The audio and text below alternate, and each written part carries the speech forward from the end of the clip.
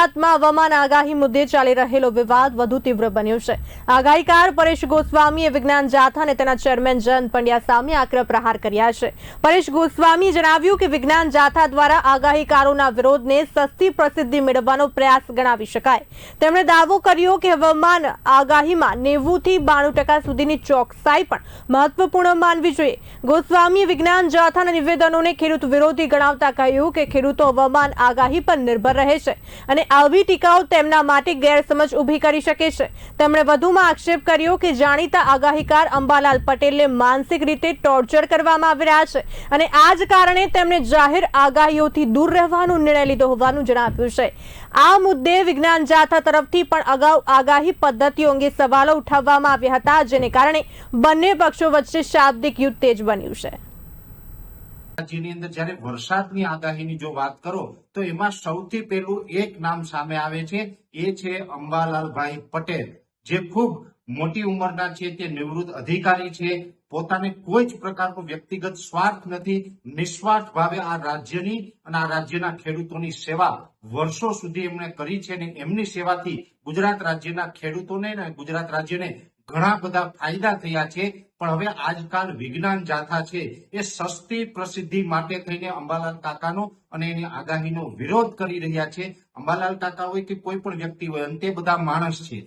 જ્યારે પણ આગાહી કરીએ એટલે લગભગ 90 થી 92% સુધી જો પરિણામ મળે તો એને સારું પરિણામ પણ કહેવામાં આવે। જો 92% સુધી આપણે આગાહી સાચી પડતી હોય ને 8% ખોટી પડતી હોય તો એ નોર્મલ બાબત છે। જ્યારે 8% ખોટી પડતી હોય તો એને ટાર્ગેટ કરીને જો અંબાલાલ કાકા પટેલને ક્યાંય માનસિક ટોર્ચર કરવામાં આવે તો આ વિજ્ઞાન જાથાનું કામ ખરેખર ખોટું છે। આ ખેડૂત વિરોધી કામ છે, આ ભારતની સંસ્કૃતિ વિરુદ્ધનું કામ છે।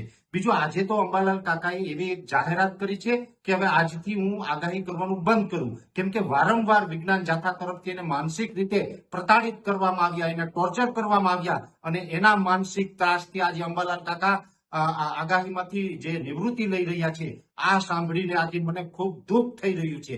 અંબાલાલ કાકા છે અમારા વડીલ છે, અમારા દાદા સમાન છે। અંબાલાલ કાકા પાસેથી હજુ અમારે ઘણું બધું શીખવાનું છે અને આવા વ્યક્તિને, આવા મહાપુરુષને જો કોઈ વ્યક્તિ છે પોતાની સસ્તી પ્રસિદ્ધિ માટે થઈને માનસિક ટોર્ચર કરે કે એને પ્રતાડિત કરી અને એને બળજબરીપૂર્વક એમને નિવૃત્તિ લેવડાવવામાં આવે તો આ ખૂબ ખોટું થઈ રહ્યું છે। એટલે હું વિજ્ઞાન જાથાનો અહીંયા વ્યક્તિગત રીતે વિરોધ કરું છું કે વિજ્ઞાન જાથા ખોટું છે। એ હંમેશા માટે આવા સીધા સાધા વ્યક્તિઓની, ભારતીય સંસ્કૃતિની, ભારતીય પરંપરાનો વિરોધ કરતા આવ્યા છે અને આની અંદર જે અંબાલાલ કાકાએ જે અત્યાર સુધી યોગદાન આપ્યું એ ગુજરાતના ખેડૂતો ક્યારેય નહીં ભૂલી શકીએ। બીજું વાત કે આજે વિજ્ઞાન જાથાએ એક એવી વાત કરી છે કે આગાહીકારોના કારણે ખેડૂતોને નુકસાન થયું છે। અરે, આગાહીકારોના કારણે નુકસાન થયું છે એવું તમે આજે કહો છો તો વિજ્ઞાન જાથાને હું સવાલ કરું છું, વારંવાર અતિવૃષ્ટિ થાય, અનાવૃષ્ટિ થાય, વાવાઝોડા આવે, ખેડૂતોને ઘણું બધું નુકસાન થાય, ત્યારે સરકારની સામે અવાજ ઉઠાવવાનું હોય ત્યારે તમારું મોઢું કેમ સિરાઈ જાય છે? આજે ઘણા સમયથી આપણે જોઈ રહ્યા છીએ કે વર્તમાનમાં ખેડૂતોને એક પ્રશ્ન ચાલી રહ્યો છે, એ દ્વારકા જિલ્લો હોય અથવા તો જે કચ્છનું વાંઢિયા હોય, સુરેન્દ્રનગરનું કોંઢ હોય કે મોરબીનું જેતપર હોય, આમાં જે ખેડૂતોના ખેતરમાં થાંભલા નાખવામાં આવી રહ્યા છે અને એમાં ખેડૂત વિરોધ કરી રહ્યા છે, ત્યારે વિજ્ઞાન જાથાનું મોઢું કેમ સિવાય જાય છે? ત્યાં તમને ખેડૂતોનું નુકસાન નથી દેખાતું? આગાહીકારોમાં તમને નુકસાન દેખાણું? એટલે આ કહી શકાય કે ખેડૂતોને વધુ એક બરબાદ કરવા માટેનું એક મોટું ષડયંત્ર છે અને આ ષડયંત્રનો ભાગ છે, આ ષડયંત્રનો હિસ્સો છે વિજ્ઞાન જાથા થઈ રહ્યું છે।